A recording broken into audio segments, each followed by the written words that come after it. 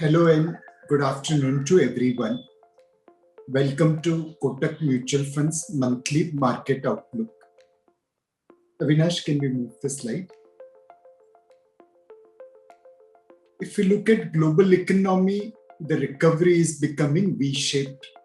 Despite all the COVID-19 related problems, the central bankers and the government have done a tremendous job all over the world in terms of protecting economy. The recovery is virtually V-shaped everywhere. As I mentioned, central government and central bank both have done a great job. And this is best illustrated in US, where the deficit, borrowing, and issuances all are at record highs. More importantly, because of this kind of money printing, companies across market, US, Europe, Japan, emerging market, have reported earnings which are way beyond analyst expectation. Surprisingly, in this COVID-19, there is a set of investors who are not able to spend money, and their excess personal saving is likely to support asset prices, including equities. Not so surprisingly, there are many people in the millennial category who are thinking of investing from the stimulus money which they are going to receive in US. It shows that money flow into US equity market is likely to be sustained. Notwithstanding the fiscal deficit, the spending, the borrowing, the COVID-19 has undoubtedly impacted supply chains, and which is where inflation expectations are running at 5-year high level in US. However, when we look at commodity prices on a larger basis, they haven't spiked up to their all-time high level. In fact, 2008 had seen commodity prices spiking much higher compared to current level. If we came to Indian economy, the Jan-Feb headlines are all positive. GST collection for the 5th month in a row is more than 1 lakh crore. Automakers have waiting period. Unemployment rate is now pre-COVID level. Manufacturing PMI remains positive and on expansionary zone. Companies are getting registered on a regular basis, which shows that finally people are going back to business. More importantly, our macro in terms of public debt to GDP is much lower compared to other people, other countries, other peers. And finally, all the steps taken by the government over the last many years is resulting into transition of India. Earlier, we were high fiscal. Avinash, can you keep on previous slide? Yeah, thank you. Earlier, we were high fiscal deficit country. Now, despite COVID-19, relative to other countries, we are low fiscal deficit country. Earlier, we were crony capitalism in terms of lending. Now we are into rule-based law. Earlier, bank lending used to create NPAs because of schemes like Textile Upgradation Fund. Now there is meritocracy-based schemes like production-linked incentive schemes, which hopefully will not repeat mistakes of Textile Upgradation Fund. Earlier, we were high inflation economy. Now we are transiting towards low inflation economy. Earlier, we were infrastructure deficit country. We can't call ourselves infrastructure surplus, but certainly we are moving towards infrastructure surplus country over a period of time. Earlier, we were more physical economy. Now we are physical as well as digital economy. Earlier, government used to act as a referee as well as a player in many industries. Now, government is announcing that they will be there only in 4 sectors, and in all other sectors, they will make an exit. Imagine a game where referees and players are different. These are all the reforms which will help India transit towards better economy, faster growing economy. Next slide, please. Again, like global markets, if you see Indian recovery, whether it's business activity, whether it's order book, whether it's output prices, everything is looking like a V shape. This is best captured by Nomura Business Resumption Index, which is now ahead of pre-COVID level. We believe growth will get sustained. And in our every monthly presentations, we are repeating these 2 slides. Next slide, please. The PLI scheme is a game changer. In Textile Upgradation Fund, India gave money to entrepreneurs to set up textile capacities. While there were few good entrepreneurs, many were crooks who gold-plated their capacities, siphoned off the money, and created NPAs. In PLI scheme, it is all linked to production. It's purely on meritocracy. More you produce, more incentives you will get. Faster you produce, more incentive you will get. PLI scheme is moving across 13 industries: mobile, autos, battery, pharma, food, textiles, telecom, bulk trucks. We believe PLI scheme will add about a percentage point on an incremental basis to India's GDP growth by FY25. The second booster to India's GDP growth is housing, real estate, and construction. In this work from home environment, all of us are short of one room. Affordability of housing has improved from 53 in 2012 to 27 in 2021. Housing loan interest rates are today at 6.6%, 6.65%. These are the rates at which even state governments are not able to borrow. We believe housing, real estate, construction will support Indian economy by another percentage point, and combination of PLI and housing will add 2 percentages to India's GDP growth on an incremental basis from FY25 onwards. More importantly, budget has set ambitious target for infrastructure spending. If this infrastructure spending comes along with PLI and housing, we can see India's growth rate moving from mid-single digit to high single digit or even low double digit. It doesn't mean that economy does not have risk. Of course, it has risk of COVID-19. And COVID-19 cases have started inching up from about 145,000 active cases. Today, we are at 175,000 active cases.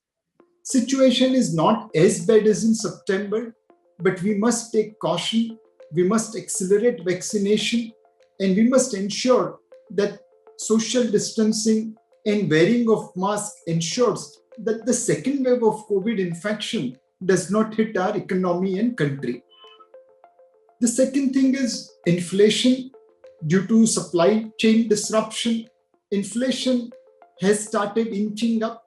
Oil prices have also moved up. Both this could impact interest rate, which will be negative from a growth point of view. The other thing is related to confidence level. There is uneven recovery in economy. Some sectors have recovered well, some others haven't done well. Employment has come back, but maybe income level has not yet come back.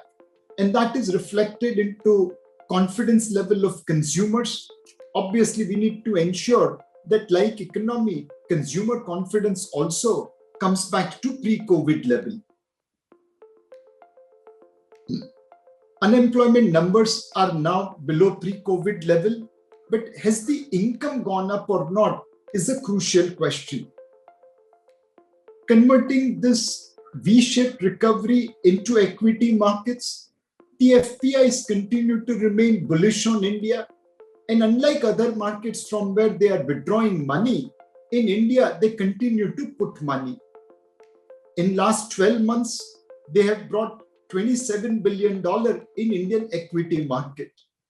Because of their flows now, Nifty mid cap and Nifty small cap is looking positive across most time periods, except Nifty small cap, which on a 3-year basis is still giving negative return.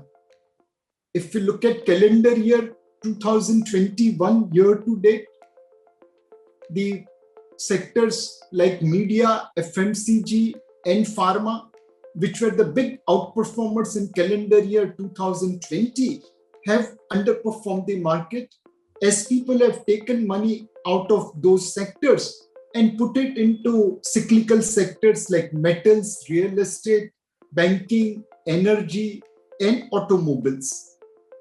No wonder that small and mid cap has continued to outperform large cap in calendar year 2021, like calendar year 2020.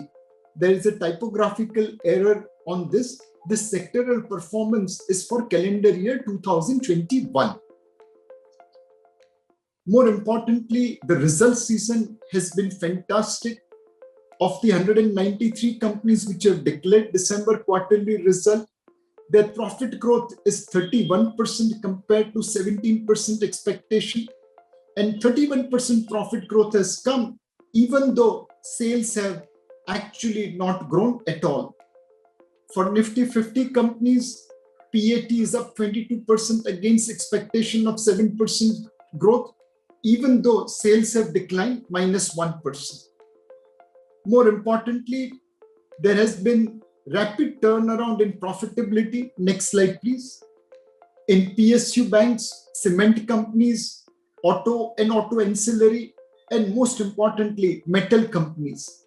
Metal companies which were declaring losses last year, same quarter, now are declaring huge jump in profitability.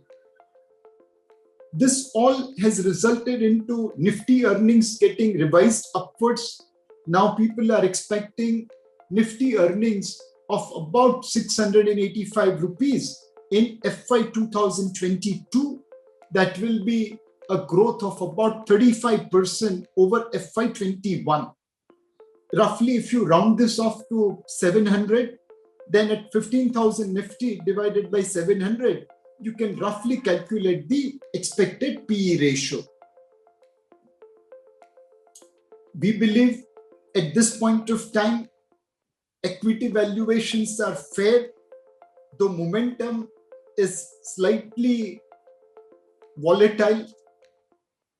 The events are going to create volatility in markets, and we have seen on bad news, market comes down sharply. On good news, market rises sharply. If you look at market cap to GDP ratio, we are now at 104%.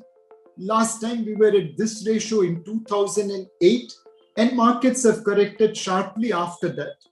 The difference between this year and 2008 is that in 2008, our market cap to GDP ratio was higher than global average. This time, we are still lower than global average. Next slide, please.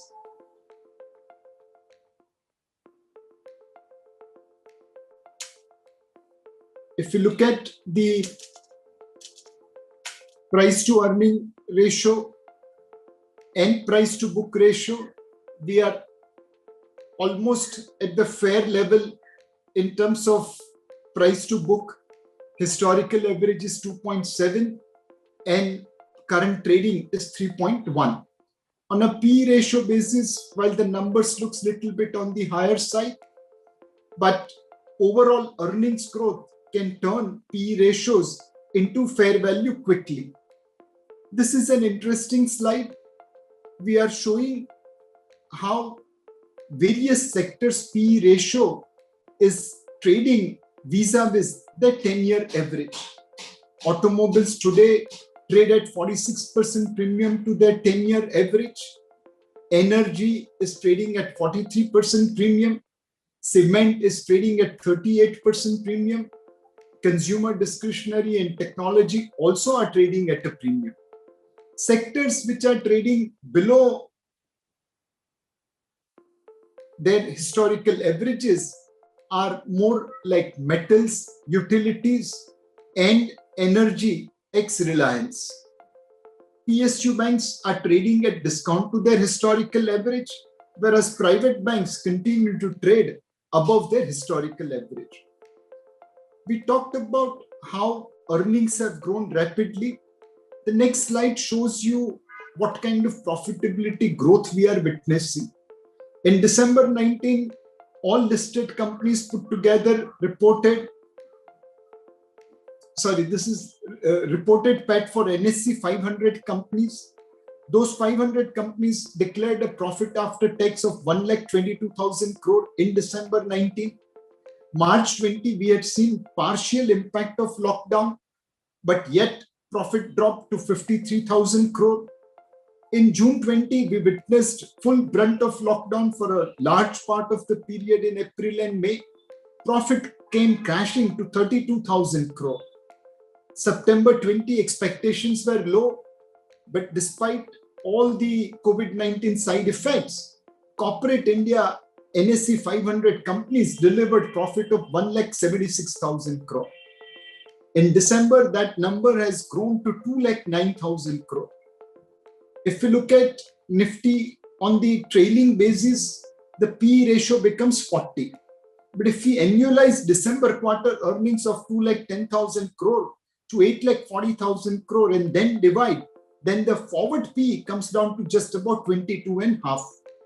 This kind of divergence between trailing PE and forward PE we have never seen in the past. There is remarkable improvement in corporate profitability. Compared to March, it is almost 4 times higher, and that is changing the entire game. This is also the same point in a different form. Shree Cement, when March 20 results were out, was looking to trade at 63 times PE.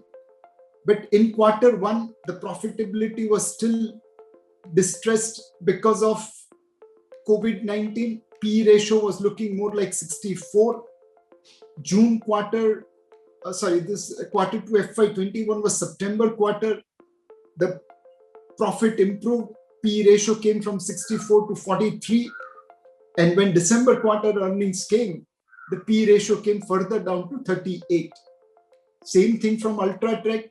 From 49, it looks now 29 trading. Asian Paints from 81 is 44. Persistent System is from 38 to 27. Someone like Bajaj Auto is down from 22 to 18 times. Clearly, as companies' profitability is improved, their PE ratios have started coming down significantly. What was looking expensive earlier is now looking reasonably priced.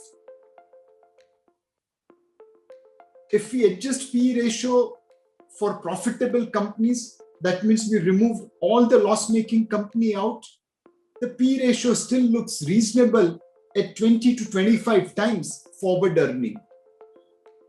Our view on equities continue to remain equal weight, and within that we prefer small and mid cap despite their performance in last couple of months. And we remain marginally underweight on the large cap category so that we can be equal weight onto the equities. If we look at SIPs, in the month of April, May, June, every social media message was how SIPs have underperformed fixed deposits, how SIPs have given negative return. And they were absolutely right in presenting the data. But we requested people to continue their SIP and now look at the numbers. In February 19, 1 year and 3 year SIP returns were below investors' expectation. In February 20, the numbers were looking much better. March 20 numbers were disaster. Come February 21, across most of the funds, we are seeing double-digit return on the SIPs. The nightmare of March 20 converted into dream in just about 1 year's time frame. In Kotak Tech Saver, across time frame, you are getting double-digit return on SIP. Next slide, please. In Kotak Equity Opportunities, same thing, double-digit return across all time frames in SIP. Kotak Equity Opportunities, Kotak Blue Chip, again, double-digit return across time frame. What will be our recommendation from here onwards? I will recommend you to have a look at Kotak Pioneer Fund. This fund is today trading at about 15.73 in terms of net asset value. If I remember correctly, since inception, the fund has delivered more than 37% return. Over last 1 year, it has delivered more than 55% return. This fund has done exceptionally well because it put part of the money in a global technology fund called CI Technology Fund. It's called CI Signature Technology Fund. And part of the money was invested in local equities where we believe companies were doing pioneering work. Kotak Pioneer Fund, we believe, is well poised to continue this performance and capture opportunities coming through disruption in technology and other fields. Kotak Small Cap Fund, whose fund manager Pankaj Tibrewal is today with me on the call, has done exceptional performance. It has delivered alpha over benchmark indices across almost all the time periods. More importantly, the companies in which we have invested have delivered better growth compared to our expectations in September quarter as well as December quarter. The portfolio of Kotak Small Cap Fund has shown EBITDA growth of 26% and 31% in last 2 quarters, and profit growth is about 30% plus in last 2 quarters. Another fund which we are extremely proud of is Kotak Asset Allocator Fund. Over last 1, 3, 5 and since inception, it has delivered double-digit return. It has delivered return with fairly low volatility, and current equity allocation in this fund is about 37%. This is a fund which is fill it, shut it, forget it kind of fund.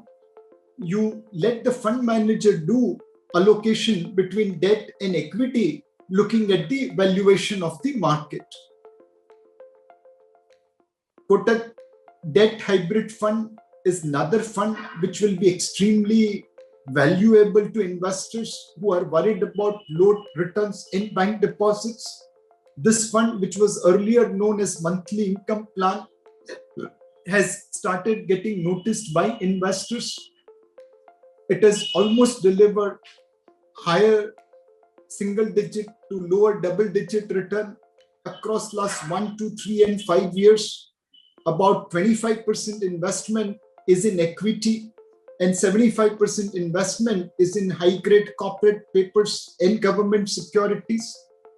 These funds can also take care of regular income problem of investors if systematic withdrawal plan is applied to it. And more importantly, like Balance Advantage Fund, when the category is losing money, we continue to receive positive flows in Kotak Debt Hybrid Scheme.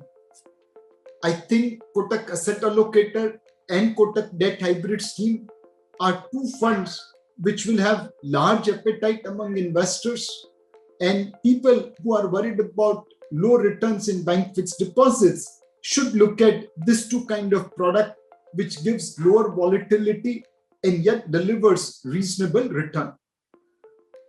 Today, there are news about how fund managers are underperforming benchmark index, how large cap funds have failed to add value to customers' portfolio. Within that, we are very happy to say that our large cap fund, Kotak Blue Chip, despite its higher expenses, has been able to deliver better return than benchmark index.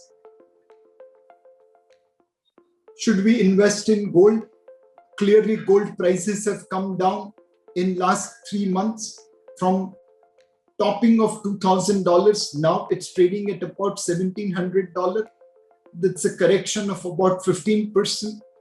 In rupee terms, correction is little bit higher because of import duty reduction of 2.5%. We continue to believe that while rising US interest rates are negative for gold prices, the correction in gold is higher than warranted. And in this environment of low interest rates and high liquidity, gold prices will remain supported over a longer period of time. At prevailing low interest rates, gold offers better bet than fixed income if you are looking at 3 to 5 year horizon. Against the debate of active versus passive funds in alpha generation, we'll recommend people to go by data and not go by the noise. In India, we compare total return index with the fund performance. Globally, total return index is compared with gross of fees fund performance. We have compared net of fees performance of fund vis-a-vis total return index, and which is why you will see that even index funds continue to underperform benchmark indices. The median Nifty index fund has underperformed Nifty by 1.24%. Sensex, the same thing, is 1.06% on a 5-year basis. So when we look at index, we must realize that this is TRI index and not PRI index. And even index funds will continue to underperform benchmark indices. Notwithstanding those limitations, most of our equity funds have continued to outperform their benchmark indices. On a 1-year basis, there are a couple of funds which have not delivered return comparable to benchmark indices, but that's the cycle. When you do exceedingly well in 2 years frame, then obviously on a 1-year frame, probably there will be a little bit of underperformance. Again, in active funds, we provide day-to-day redemptions. Index does not provide day-to-day redemptions. In funds, we keep cash to meet day-to-day redemptions, and hence funds underperform benchmark index in a bull market. Index changes stocks at the closing prices, but when we have to go and sell our products, our stocks, we have to pay an impact cost. Despite all those limitations, across our portfolios, you will see we have been able to add value over a long period of time. There are very few reds in this chart. Most of the time, we are adding value to our customers. If we look at performance of funds from the bottom of March 2020, across entire range of conservative funds like Kotak Balance Advantage Fund or Balanced Fund per se, to aggressive fund like Kotak Small Cap, we have delivered better return. We have Rohit Sharma and Rishabh Pant also in our portfolio. We have Cheteshwar Pujara and Ajinkya Rahane also in our portfolio. Many people believe that when they went directly into the market, they have done better. Well, that's not the case. If you compare my fund performance from Jan 1, it won't look impressive. But if you're looking at market performance also from Jan 1, it won't look impressive either. The problem arises when investors compare market return from 7,500 to 15,000 and fund return from 13,000 to 15,000. This shows that even in fund, there are funds which have scored a century in terms of return from the bottom of the market. Coming to fixed income market, banking liquidity remains positive, though RBI has brought it down significantly from the all-time high level of 700,000 crore. Because liquidity was taken away a little bit, interest rates inched up. The budget also created fear of oversupply and interest rates inched up. The FPIs, after being buyers for last 4 months out of last 6 months, have become seller, and in the month of Jan and Feb, they have been net sellers to the extent of roughly about $1 billion. Surprisingly, inflation has remained under control despite oil price rise. The food component has started cooling off with the arrival of Rabi crop, and that is supporting inflation remaining within RBI's comfort zone. We believe RBI will continue to open market operation and control the rise in interest rates.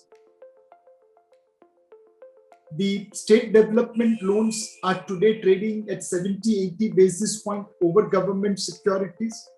We think that's a fairly high spread, and this provides great opportunity for investment in state development loans. The 10-year minus 1-year curve is also higher than its historical average at about 200 basis point. It has come down from previous 250 basis point as short-term rates have moved up and medium to long-term rates have moved little less.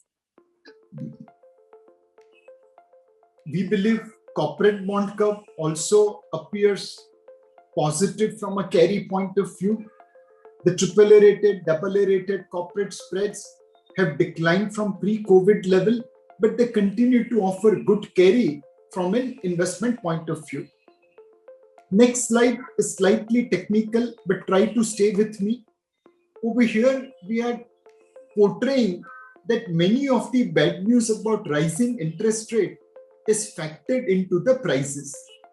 Today, 1-year NABARD trades at 4.25, 10-year NABARD trades at 7.15. That's a fairly steep curve of about 290 basis points. If 10-year NABARD moves up from 715 to 766, you will get same return holding 1-year NABARD paper or 10-year NABARD paper. As interest rate goes up by 50 basis point, 10-year NABARD paper will lose value, but the excess coupon of 2.9% which you receive will compensate for that loss. The same thing if after 2 years, 10-year NABARD moves from 7.15 to almost 8%, you will be equal whether you hold 2-year paper of NABARD at 5% or 10-year paper of NABARD at 7.15%. The rising interest rates of almost 84 basis point will be negated by excess coupon which you get on a 10-year paper. On a 3-year basis, this goes to 100 basis point, and if 10-year yield goes to 8.18% after 3 years, you will be breaking even. All we want to portray that market is fully aware that interest rates are on its way up, and lot of bad news is factored into the prices. This rising interest rates have impacted returns of bond fund in the short term, but if you continue to remain invested like before, we will be able to take advantage of volatility and generate return, as many of the bad news is priced into the current level. Next slide, please.